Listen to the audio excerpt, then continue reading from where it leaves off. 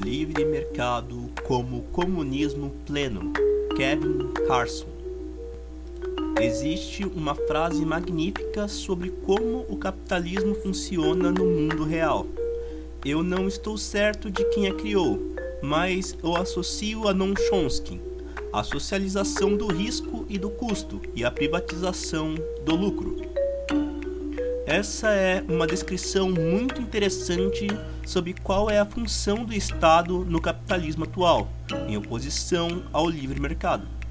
Praticamente tudo que identificamos como problemático em relação ao capitalismo corporativista, a exploração do trabalho, poluição, desperdício e a obsolescência planejada, a devastação ambiental, a extração de recursos naturais, resultam da socialização do custo e do risco e da privatização do lucro.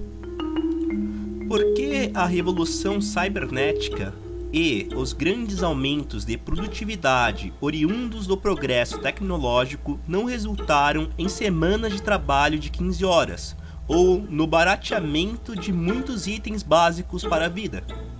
A resposta é que o progresso econômico é mantido como uma fonte de renda e lucro. O efeito natural da concorrência de mercado livre é, surpreendentemente, o socialismo. Explico.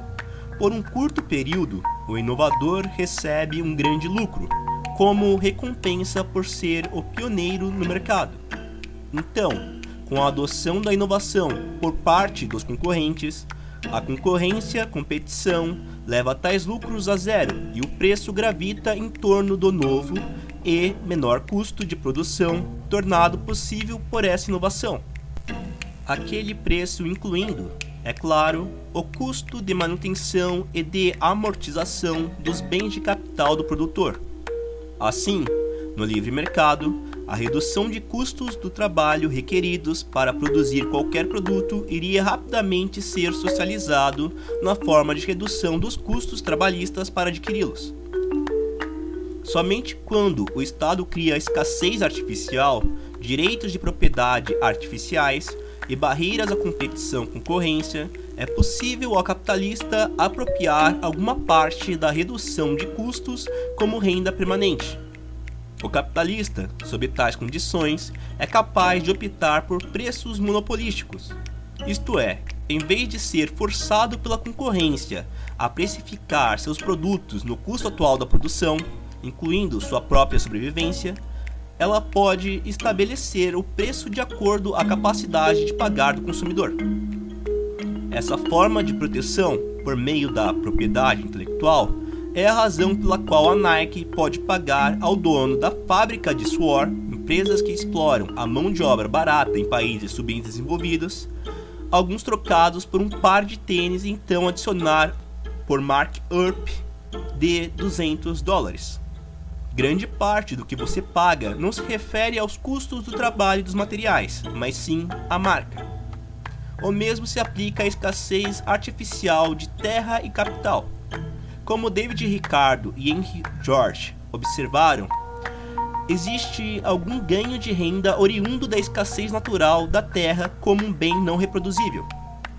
Existe considerável discordância entre os georgistas, defensores do mutualismo de ocupação e uso, e outros libertários sobre se e como recuperar tais rendas advindas da escassez natural. Contudo, a escassez artificial, baseada na proteção e uso da terra livre e não cultivada, ou nos direitos quase feudais de extração de renda dos proprietários legítimos que verdadeiramente cultivam a terra arável, é uma enorme fonte de renda ilegítima, indiscutivelmente a maior fatia da renda total da terra.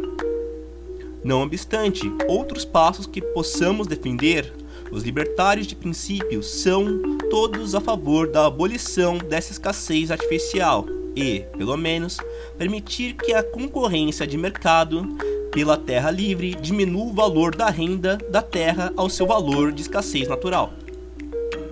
Da mesma forma, nós favorecemos a abertura da oferta de crédito à concorrência de mercado livre, abolindo as barreiras de entrada à criação de cooperativas de empréstimo. e abolindo as leis de moeda corrente de todos os tipos, de forma que a concorrência de mercado elimine grande parte do juro total sobre a moeda. Mesmo que demandar a socialização da renda e do lucro pode ser desaprovado pelos capitalistas como guerra de classes. Eles concordam 100% com a socialização dos custos operacionais. A principal razão pela qual a produção moderna é tão centralizada e ambas as firmas e áreas de atuação são tão grandes é que o Estado tem subsidiado a infraestrutura de transporte a custo do público em geral, tornando artificialmente barato o transporte de bens por longas distâncias. Tal sistema torna produtores de grande escala ineficientes artificialmente, competitivos contra produtores de baixa escala nos mercados locais que invadem com a ajuda estatal. É por isso que grandes redes varejistas estão levando os pequenos varejistas locais à falência, usando seus próprios e internalizados armazéns sobre rodas, em operações de atacado para distribuir bens manufaturados por fábricas de suor na China. A perda de biodiversidade nos últimos 40 anos, o desmatamento, a poluição pelo gás carbônico ocorreram porque o ecossistema como um todo é um depósito de lixo sem dono, em vez de ser propriedade de todos.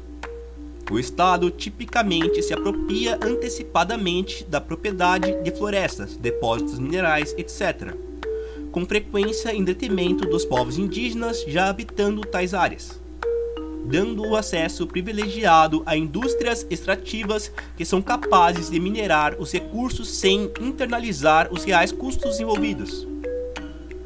Tão surpreendente quanto possa parecer, existe um forte paralelo entre essa visão de livre mercado de abundância e a visão marxista de comunismo pleno. Karl Menger escreveu sobre os bens econômicos, isto é, bens sujeitos ao cálculo econômico devido à sua escassez, tornando-se bens não econômicos, isto é, que sua abundância e custo quase zero de produção faria os custos contábeis maior do que os custos de produção, se existissem. Tal posição assemelha-se a uma importante vertente entre os socialistas da cultura livre código aberto movimento P2P. Eles consideram o modo de produção comunista praticado pelo Linux e outros desenvolvedores de código-fonte aberto como o núcleo de uma nova formação social pós-capitalista, pós-escassez. Assim como a produção capitalista iniciou em pequenas ilhas dentro de uma grande economia feudal, posteriormente se tornando o centro de uma nova e dominante formação social. A produção baseada nos comuns é o centro sobre o qual a economia pós-capitalista irá eventualmente se cristalizar. E nós, defensores do livre mercado, também somos comunistas no que se refere à informação. Nós queremos que os benefícios oriundos do conhecimento e da técnica sejam socializados. A maior porção do lucro sobre o atual modelo de capitalismo corporativo está incrustado de rendas advindas diretamente da escassez artificial de conhecimento e técnica. Numa sociedade onde o desperdício e a obsolescência programada não forem mais subsidiadas e não existirem mais barreiras à concorrência que socializa todos os benefícios do progresso tecnológico, nós poderíamos provavelmente desfrutar de nossa atual qualidade de vida com uma semana de trabalho de 15 horas. E numa sociedade onde o modelo de produção dominante era profissional, com ferramentas e máquinas CNC básicas, como Kropotkin antecipou há um século em Fields, Factories and Workshops, a divisão do trabalho e a dicotomia entre o trabalho físico e mental seria muito menos pronunciada. Como um todo, esses dois resultados da concorrência de livre mercado na socialização do progresso resultariam numa sociedade assemelhando-se não a uma visão anarcocapitalista do mundo dominado pelos irmãos Cauchy e Halliburton, tanto quanto a visão marxista da sociedade comunista da abundância na qual o indivíduo pode fazer uma coisa hoje e outra amanhã, caçando de manhã, pescar na parte da tarde, cuidar do gado no final da tarde, discutir no jantar, assim como eu desejar, sem me tornar um caçador, pescador, pastor ou crítico.